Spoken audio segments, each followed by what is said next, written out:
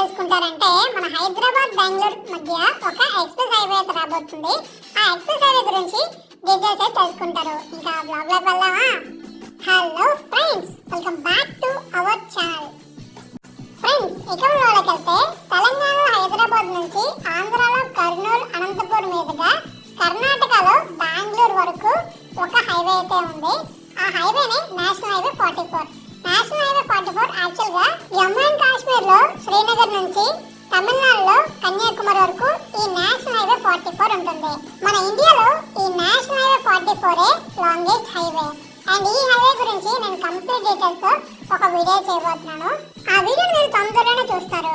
మీరు క్లియర్ గా అప్లై చేస్తే జమ్మూ కాశ్మీర్ లో శ్రీనగర్ దగ్గర ఈ హైవే స్టార్ట్ అయ్యి ఎగ్జాక్ట్ గా మన కన్యాకుమారి ఉంది కదా, ఇక్కడతో ఈ హైవే అయితే ఎండ్ అవుతుంది. సో మన ఇండియాలో ఇదే లాంగెస్ట్ హైవే. ఇప్పుడు మన హైదరాబాద్ బెంగళూరు ఎక్స్ప్రెస్ హైవే గురించి మనం చూద్దాం.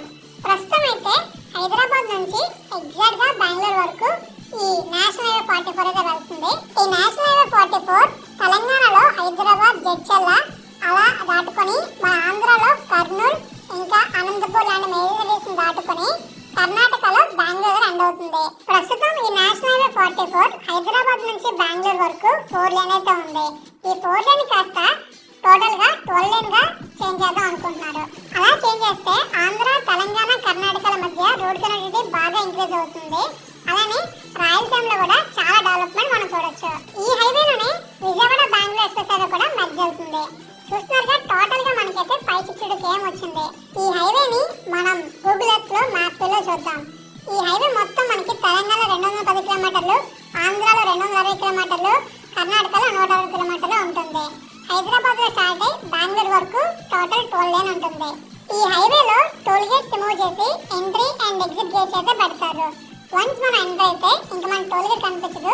మనం ఎప్పుడైతే ఎగ్జిట్ అవుతామో అప్పుడే మనకి టోల్ గేట్ అయితే కనిపిస్తుంది. ఎలా అంటే మన హైదరాబాద్ ఓవరాల్ ఉంది కదా, ఔటర్ రింగ్ రోడ్, అక్కడ ఎలాగా మనం ఎగ్జిట్ అవుతామో సేమ్ అలానే ఇక్కడ exit points and entry points ఉంటాయి. సో ఇక్కడ మనం చూస్తున్నారు కదా, ఇది వచ్చేసి కర్నూలు దగ్గర మనకి నేషనల్ హైవే 44 ఒక బైపాస్ లో వెళ్తుంది. అండ్ మన అనంతపూర్ లో కూడా సేమ్ అలానే వెళ్తుంది. ఈ హైవే మొత్తం 12 లేన్ అయితే టోటల్ చేంజ్ ఉంటుంది. అండ్ కంప్లీట్ గా డెవలప్మెంట్ అనేది చాలా చాలా ఇంక్రీజ్ అవుతుంది. అండ్ ఎక్కువగా రాయలసీమలో చాలా తక్కువ డెవలప్మెంట్ ఉంది.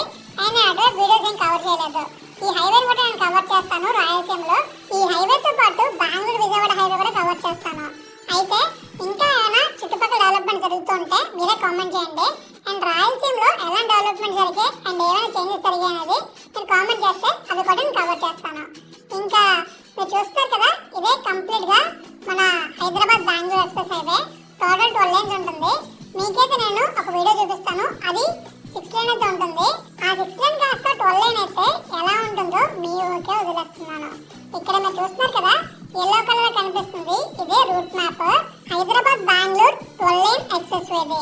ఈ నేషనల్ హైవే 44 లో హైదరాబాద్ నుంచి బెంగళూరు వరకు ఉన్న స్టెప్స్ ని 4 లేన్ నుంచి 12 లేన్ గా ఎందుకు ఇంక్రీజ్ చేస్తున్నారంటే ప్రస్తుతం ఈ హైవేలో ట్రాఫిక్ అనేది చాలా ఎక్కువగా ఇంక్రీజ్ అయ్యింది.